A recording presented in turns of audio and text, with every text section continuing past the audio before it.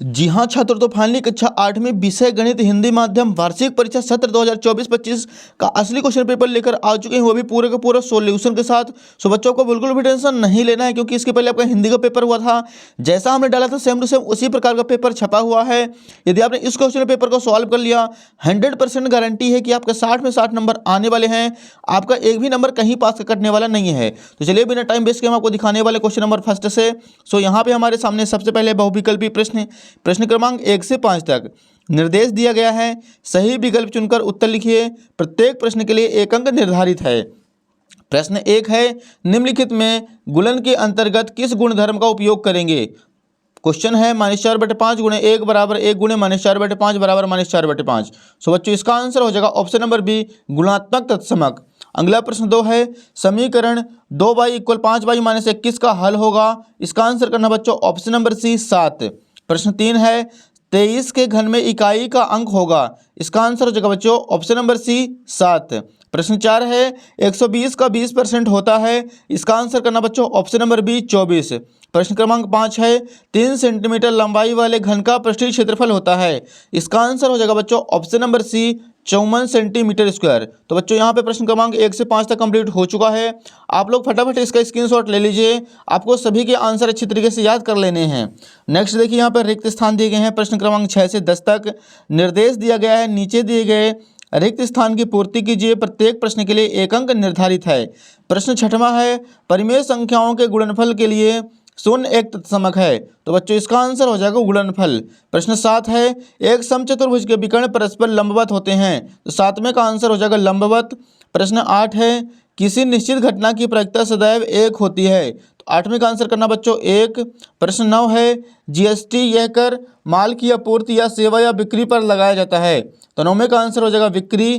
प्रश्न 10 है, किसी ठोस का पृष्ठीय क्षेत्रफल उसके फलकों के पृष्ठों का योग होता है। तो 10वें का आंसर हो जाएगा पृष्ठों। तो बच्चों यहाँ पे 6 से 10 तक क्वेश्चन कंप्लीट हो चुके हैं। आपको फटाफट इसके स्क्रीनशॉट ले लेना है और अच्छी तरीके से इनके आंसर याद कर लेना है।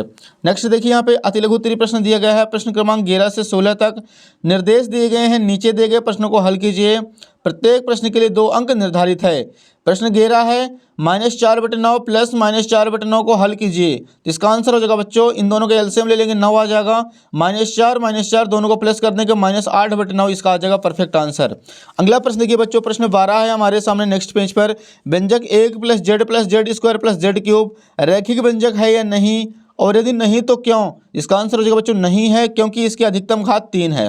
प्रश्न 13 है, 625 का वर्गमूल ज्ञात कीजिए।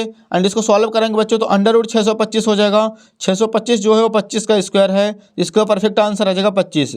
प्रश्न 14 है, 64 का घनमूल ज्ञात कीजिए। तो बच्चों इसका आंसर हो जाएगा अंडर के अंदर 64, और 64 से जो है 8 का प्यार निकलेगा, इसका परफेक्ट आंसर आ जाएगा 8। प्रश्न क्रमांक 15 है, 3:4 को प्रतिशत में बदलिए। तो इसका आंसर करना 3/4 × 100, 100 300/4, 300 को 4 से भाग कराएंगे, यहाँ पे परफेक्ट आंसर आ जाएगा 75%। प्रश्न 16 है, 3 पदों वाले व्यंजक को क्या कहते हैं। तो इसका आंसर हो जाएगा बच्चों द्वितीय व्यंजक कहते हैं। ये हो जाएगा 16 का आंसर। नेक्स्ट देखिए, लघु उत्तरीय प्रश्न दिए गए हैं। प्रश्न क्रमांक 17 से 22 तक निर्देश दिया गया है, नीचे दिए गए प्रश्नों को हल कीजिए। प्रत्येक प्रश्न के लिए 3 अंक निर्धारित है। प्रश्न 17 है हमारे सामने, -3/4 गुणे -4/15 गुणे 4 गुणे 0/7 का मान ज्ञात कीजिए। तो बच्चों किसी भी संख्या का 0 में गुणा कराते हैं वो पूरी की पूरी संख्या 0 हो जाती है। तो 17 का आंसर आ जाएगा 0। आप लोग इसका सॉल्यूशन यहाँ पे देख सकते हैं। अगला प्रश्न देखिए 18 है, समीकरण को सरल रूप में बदलते हुए हल कीजिए। यहाँ पे देख सकते हैं आप लोग 0.25 × 4f - 3 = 0.05 × 10f - 9। एंड बच्चों इसको सॉल्व कराएंगे तो यहाँ पे आ जाएगा 1.00f - 0.75 = 0.50f - 0.45। एंड एफ वाले एक साइड करेंगे और अचर वाले एक साइड, अचर वाले एक साइड। तो यहाँ पे आ जाएगा 0.50f, और 75 में 45 घटाएंगे तो 0.30 आ जाएगा। एंड एफ की वैल्यू निकालनी है तो 0.30 0.50, पॉइंट से पॉइंट कैंसिल और 0 से 0 कैंसिल। 3 में 5 का भाग कराएंगे 0.6 आ जाएगा इसका परफेक्ट आंसर। आप लोग इसके स्क्रीनशॉट ले लीजिए। अगला प्रश्न देखिए बच्चों, प्रश्न 19 है हमारे सामने।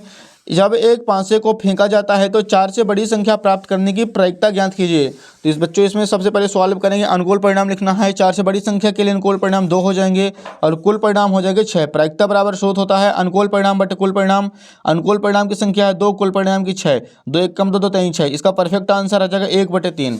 अगला प्रश्न 20 है, जब एक थैले में 4 लाल गेंदे और 2 पीली गेंदें हैं, थैले के अंदर से बिना देखे एक गेंद निकाली जाती है, एक लाल गेंद प्राप्त करने की प्रायिकता क्या होगी? तो बच्चों इसका आंसर आप लोग यहाँ पे देख सकते हैं। सबसे पहले लिखेंगे अनुकूल परिणाम बराबर 4, कुल परिणाम बराबर 6।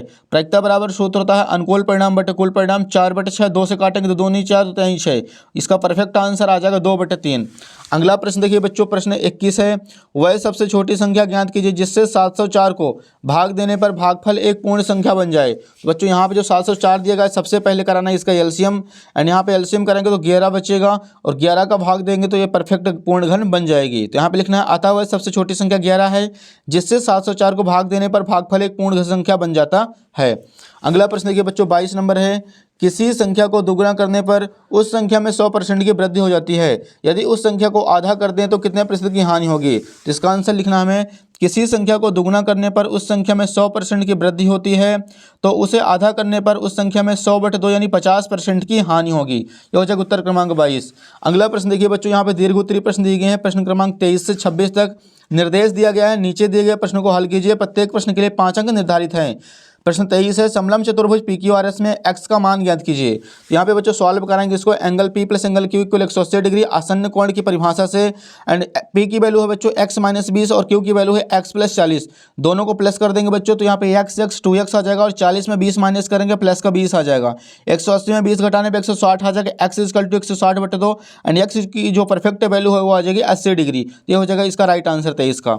अगला प्रश्न देखिए बच्चों, प्रश्न 24 है, एक माली 625 पौधे लगाना चाहता है जिससे कि प्रत्येक पंक्ति में उतनी ही पौधे हैं जितनी की पंक्तियों की संख्या हो। पंक्तियों की संख्या और प्रत्येक पंक्ति में पौधों की संख्या ज्ञात कीजिए। देखिए बच्चों इसका आंसर सबसे पहले 625 कराना है एलसीएम, एंड यहाँ पे 5 के 2 पेयर बन के आ जाएंगे। इसका परफेक्ट आंसर हो जाएगा 25 पौधे। अगला प्रश्न देखिए बच्चों, प्रश्न क्रमांक 25 है हमारे सामने, 2a² + 3b का होल स्क्वायर को सरल कीजिए, एंड आंसर इसका आप लोग यहाँ पे देख सकते हैं। इसको होल स्क्वायर है तो इसको 2 बार लिखेंगे, 2a² + 3b × 2a² + 3b।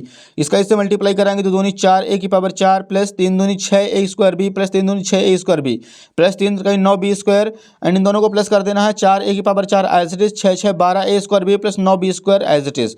ये हो जाएगा 25 का आंसर।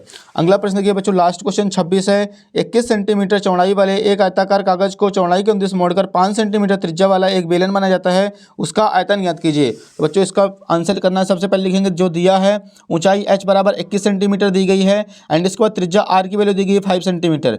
बेलन का आयतन का सूत्र होता है πr²h, एंड पाई की वैल्यू 22/7 × r की वैल्यू 5 × 5 और h की वैल्यू हो जाएगी 21। 7 से काटेंगे 7 × 21, 22 एज इट इज 25 हो जाएगा × 3, 25 3 75 होता है, 75 × 22 से कराएंगे तो इसका परफेक्ट आंसर आ जाएगा 1650 सेंटीमीटर क्यूब।